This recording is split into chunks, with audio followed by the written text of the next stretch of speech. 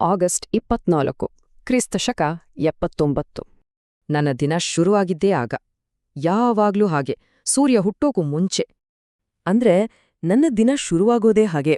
ಓವನ್ಗೆ ಬೆಂಕಿ ಹಾಕ್ಬೇಕು, ಹಿಟ್ಟು ಕಲ್ಸ್ಬೇಕು, ಆ ಓವನ್ನ ಬಿಸಿ, ಆ ತಾಜಾ ಬ್ರೆಡ್ನ ಪರಿಮಳ. ಅಬ್ಬಾ, ಇಡೀ ಪಾಂಪೆ ಎಚ್ಚರುಗೊಳ್ಳಕ್ಕೂ ಮುಂಚೆ ಇರೋ ಆ ಶಾಂತತೆ ಇದೆಯಲ್ಲ, ಅದೇ ನನ್ನ ಪ್ರಪಂಚ. 15 ವರ್ಷಗಳಿಂದ ಪ್ರತಿದಿನ ಇದೇ ಕಥೆ. ಆ ದಿನ ಏನೋ ಬೇರೆ ಇರ್ಲಿಲ್ಲ. ಅದು ನನ್ನ ಕೊನೆ ದಿನ ಅಂತ ಹೇಳೋಕೆ ಯಾವುದೇ ಸುಳಿವು ಕೂಡ ಇರ್ಲಿಲ್ಲ. ಆವತ್ತು ಬೆಳಿಗ್ಗೆ ನಾನು 81 ರೊಟ್ಟಿಗಳನ್ನ ಸಿದ್ಧ ಮಾಡಿದ್ದೆ. ಈ ನಂಬರ್ ಯಾಕಿಷ್ಟು ಪಕ್ಕಾ ನೆನ್ಪಿದೆ ಅಂತೀರಾ? ಯಾಕಂದ್ರೆ ಸುಮಾರು 1700 ವರ್ಷಗಳ ನಂತರ ಪುರಾತತ್ವಜ್ಞರಿಗೆ ಅವು ಸಿಕ್ಕಿದ್ವು. ಇನ್ನು ಓವನ್ನಲ್ಲೇ ಇದ್ವು ಗೊತ್ತಾ, ಪೂರ್ತಿ ಕಲ್ಲಾಗಿದ್ವು. ಅದೇ ಅವುಗಳ ಆಕಾರ ಚೂರು ಬದ್ಲಾಗಿರ್ಲಿಲ್ಲ. ಅಷ್ಟೇ ಅಲ್ಲ, ಅವುಗಳ ಮೇಲೆ ನಾನ್ ಹಾಕಿದ್ದ ಗುರುತು ಕೂಡ ಹಾಗೇ ಇತ್ತು. ಪಾಂಪೆ ಅಂದ ತಕ್ಷಣ ಈಗಿನ ಜನಕ್ಕೆಲ್ಲ ನೆನ್ಪಾಗೋದು ಹಾಳು ಬಿದ್ದಿರೋ ಒಂದು ನಗರ ಅಲ್ವಾ? ಆದ್ರೆ ಸತ್ಯ ಅದು ಖಂಡಿತ ಅಲ್ಲ. ನಾವು ಯಾವುದೋ ಮೂಲೆಯಲ್ಲಿರೋ ಹಿಂದುಳಿದ ಹಣ್ಣಿಯಲ್ಲಿ ಬದುಕ್ತಿರ್ಲಿಲ್ಲ. ನಮ್ಮದೊಂದು ಆಧುನಿಕ ನಗರವಾಗಿತ್ತು. ಸುಮಾರು 20,000 ಜನ ಇದ್ವಿ ನಾವು. ನಮ್ಮಲ್ಲಿ ಏನಿರ್ಲಿಲ್ಲ ಹೇಳಿ? ಸುಸಜ್ಜಿತವಾದ ಕಲ್ಲಿನ ರಸ್ತೆಗಳು, ಮನೆಮನೆಗೂ ನೀರು ತರುವ ಕಾಲುವೆಗಳು, ಗ್ಲಾಡಿಯೇಟರ್ ಕಾದಾಟ ನೋಡಕ್ಕೆ 20,000 ಜನ ಕೂರೋ ದೊಡ್ಡ ಆಂಫಿಥಿಯೇಟರ್, ಒಳ್ಳೊಳ್ಳೆ ರೆಸ್ಟೋರೆಂಟ್ಗಳು, ಸಾರ್ವಜನಿಕ ಸ್ನಾನಗೃಹಗಳು, ಎಲ್ಲವೂ ಇತ್ತು. ಅಷ್ಟೇ ಅಲ್ಲ, ನಮ್ ಗೋಡೆಗಳ ಮೇಲೆ ಗ್ರಾಫಿಟಿ ಕೂಡ ಇತ್ತು.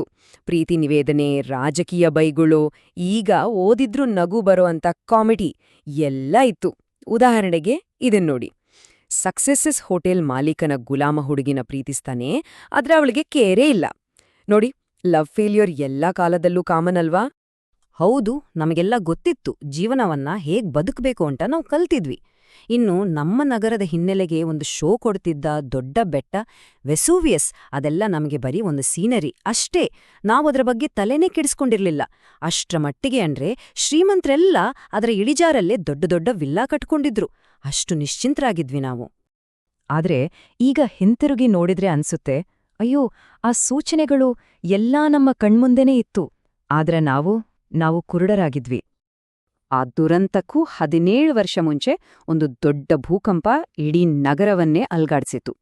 ನಾವದನ್ನೊಂದು ಕೆಟ್ಟ ಘಟನೆ ಅಂತ ಮರೆತು ಮತ್ತೆ ಎಲ್ಲವನ್ನೂ ಕಟ್ಟಿದ್ವಿ. ಆಮೇಲೆ ವಾರಗಳ ಹಿಂದೆ ನಗರದ ಬಾವಿಗಳೆಲ್ಲ ಬತ್ತು ಹೋಗಕ್ ಶುರುವಾದ್ವು.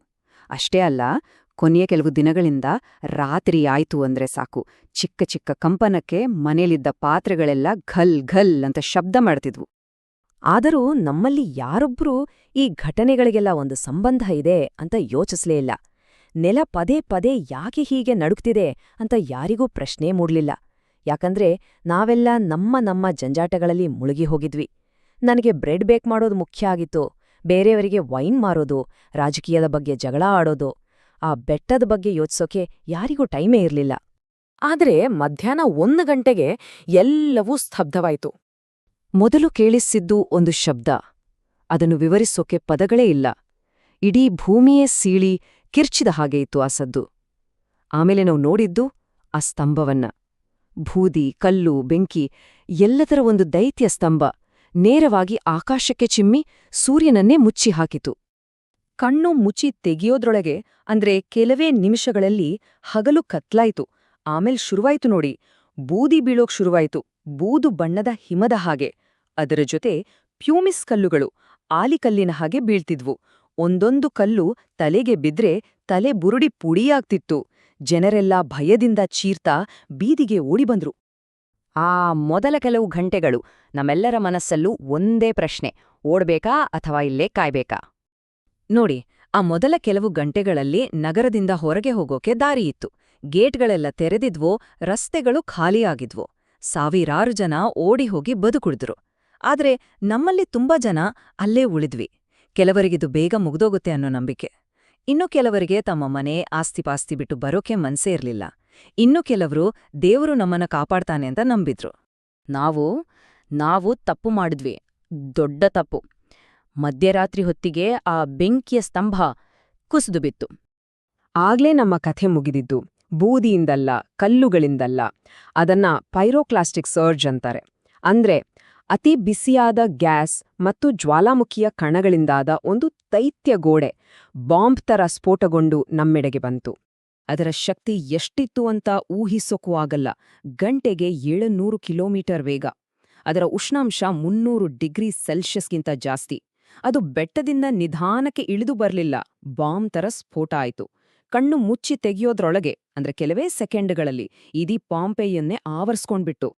ಅದರಿಂದ ಓಡಿ ಹೋಗೋಕೆ ಚಾನ್ಸೇ ಇರ್ಲಿಲ್ಲ. ಯಾವ ಬಾಗಿಲು ಅದನ್ನ ತಡೆಯೋಷ್ಟು ಗಟ್ಟಿಯಾಗಿರ್ಲಿಲ್ಲ. ಯಾವ ಪ್ರಾರ್ಥನೆಯೂ ಅದರ ವೇಗವನ್ನ ಮೀರಿಸೋಕಾಗ್ಲಿಲ್ಲ. ಇಡೀ ನಗರ ಒಂದೇ ಒಂದು ಕ್ಷಣದಲ್ಲಿ ಸ್ತಬ್ಧವಾಯಿತು. ನಂತರ 1748 ವರ್ಷಗಳ ನಂತರ ಅವರು ನಮ್ಮನ್ನ ಹುಡುಕಿದ್ರು. ನಮ್ಮ ದೇಹ ಸಿಗಲಿಲ್ಲ. ಆದ್ರೆ ಗಟ್ಟಿಯಾದ ಬೂದಿಯಲ್ಲಿ ನಮ್ಮ ದೇಹಗಳು ಬಿಟ್ಟುಹೋದ ಜಾಗಗಳು ಸಿಕ್ಕಿದ್ವು. ಪುರಾತತ್ವಜ್ಞರು ಆ ಖಾಲಿ ಜಾಗಗಳಿಗೆ ಪ್ಲಾಸ್ಟರ್ ಸುರಿದು ನಾವು ಕೊನೆ ಕ್ಷಣದಲ್ಲಿ ಹೇಗಿದ್ವೋ ಅದೇ ಆಕಾರಗಳನ್ನ ಹೊರತೆಗೆದ್ರು. ಕಂಬಕ್ಕೆ ಕಟ್ಟಿದ್ದ ಒಂದು ನಾಯಿ, ನೆಲಮನೆಯಲ್ಲಿ ಬಂಗಾರ ಹಿಡಿದು ಅಡಗಿದ್ದ ಒಂದು ಕುಟುಂಬ, ತಮ್ಮ ಕರ್ತವ್ಯದ ಜಾಗದಲ್ಲಿ ಕದಲದೆ ನಿಂತಿದ್ದ 2 ಸೈನಿಕರು. ನಮ್ಮ ಮುಖ, ನಮ್ಮ ಭಾವನೆಗಳು, ನಮ್ಮ ಕೊನೆ ಕ್ಷಣ ಎಲ್ಲವೂ ಹಾಗೇ ಇತ್ತು. ಮತ್ತು ಅಲ್ಲಿ ನನ್ನ ಬೇಕ್ರಿ ಕೂಡ ಇತ್ತು, ನನ್ನ ಓವನ್ ಕೂಡ. ಮತ್ತು ನನ್ನ 81 ರೊಟ್ಟಿಗಳು, ಸಂಪೂರ್ಣವಾಗಿ ಕಪ್ಪಾಗಿ, ಕಲ್ಲಾಗಿ, ಆದರೆ ಪರಿಪೂರ್ಣ ಆಕಾರದಲ್ಲಿ. ಆಗಸ್ಟ್ 24, ಕ್ರಿಸ್ತ ಶಕ 79ರ ಬೆಳಿಗ್ಗೆ ನಾನು ಅವನು ಎಲ್ಲಿಟ್ಟಿದ್ದನೋ ಅಲ್ಲೇ ಇದ್ದುವು. ಅವು ನಾನು ಮಾರೋಕೆ ಆಗದ ಆ ರೊಟ್ಟಿಗಳು. ನಾವು ಯಾವುದೋ ಹಳೆಕಾಲದ್ವರಲ್ಲ, ನಾವು ನಿಮ್ ಹಾಗೆ ಇದ್ದವರು. ನಮ್ಗೂ ಪ್ರೀತಿ, ರಾಜಕೀಯ, ಸಣ್ಣಪುಟ್ಟ ಜಗಳ ಎಲ್ಲ ಇತ್ತು. ನಾವೊಂದು ಬೆಟ್ಟದ ನೆರಳಲ್ಲಿ ಬದುಕ್ತಿದ್ವಿ ಅಷ್ಟೇ, ಒಂದು ಸಾಮಾನ್ಯ ದಿನ ನಮ್ಮ ಸಮಯ ಮುಗಿದೋಗೋವರೆಗೂ.